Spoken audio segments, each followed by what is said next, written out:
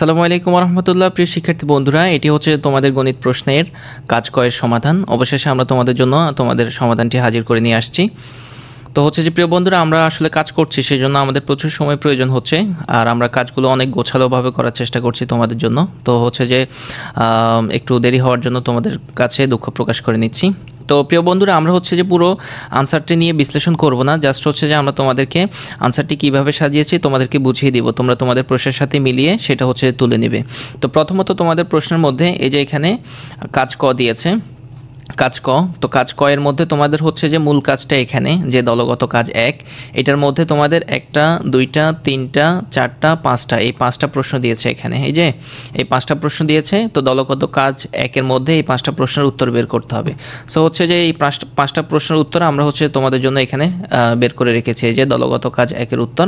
তো এখানে আমরা 5টা প্রশ্নের উত্তর রেখেছি, 1 2 3 4 5। তো এইভাবে হচ্ছে সবগুলা প্রশ্নের উত্তর আমরা তোমাদের জন্য এখানে রেডি করে রেখে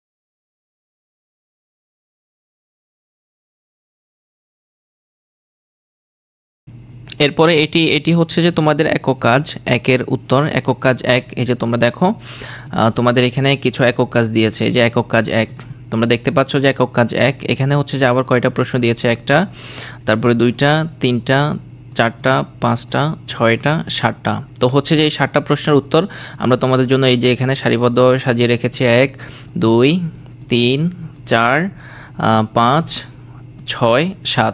এই 7টা হচ্ছে যে তোমাদের একক কাজ যে একের এই 7টা, এই যে একক কাজ একের এই 7টা প্রশ্নের উত্তর। তো হচ্ছে যে আমরা আলোচনা করব না, জাস্ট হচ্ছে যে তোমাদের জন্য আমরা এইভাবে স্ক্রলিং করছি যেন তোমরা তুলে নিতে পারো।